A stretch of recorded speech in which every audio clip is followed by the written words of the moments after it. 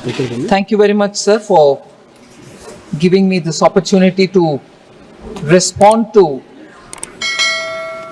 several members of Parliament who have spoken on the finance bill. So the vision of the Honorable Prime Minister, Shri Narendra Modi, has been to establish a simple, efficient, fair and equitous technology-driven taxation regime in this country. So simplification and ease of compliance for the taxpayer has been the primary objective with which in the last 10 years and this year in the third term of Prime Minister Modi, the approach to taxation has been to simplify the taxation, reduce the burden on taxpayer, and make sure it is transparent and equitous. So this year also, our approach has been that we bring in greater simplification of tax laws and procedures, and that we enable growth and employment in this country. So the twin approach for getting the taxation regime in this country a lot more simpler and technology driven has been the broad principle based on which the proposals have been laid before this august House. We've actually brought in transformational changes in the tax governance in the last decade.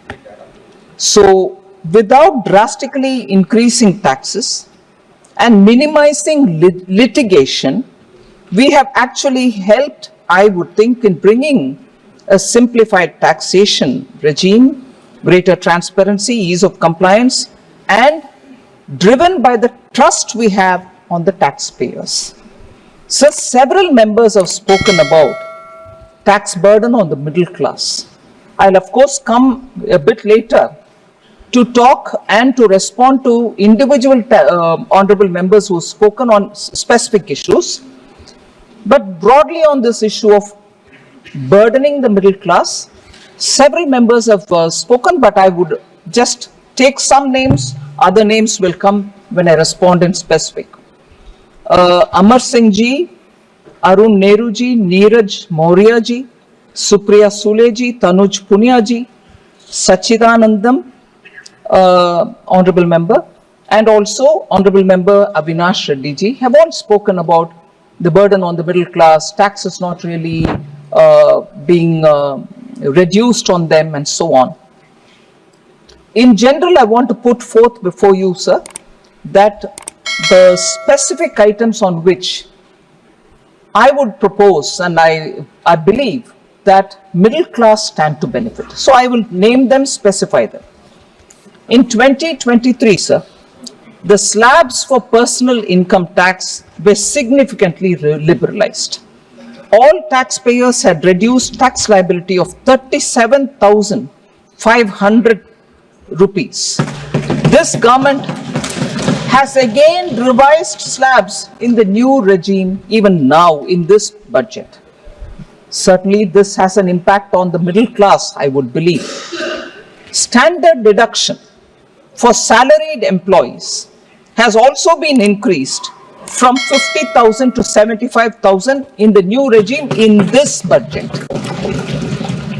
This is an effective relief of up to 17,500 for a salaried employee. This again, I would believe, benefits the middle class.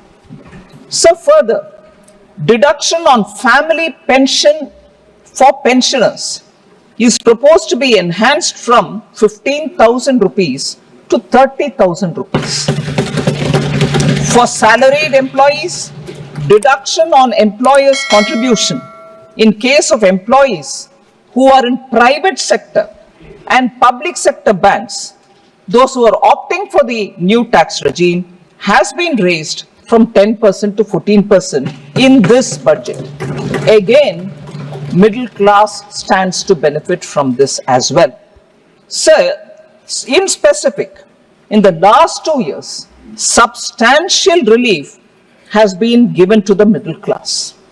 I may point out a few things, sir, that while most developed countries were increasing personal income taxes during the COVID-19 crisis, Prime Minister Modi's direction to me, and I've said this earlier also in this house, I'd like to repeat now.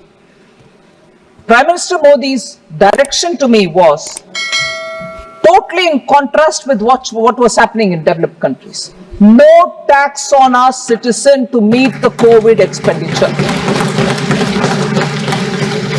And I would strongly request the honorable members to look back at what happened between 2020, 21, 22, 23.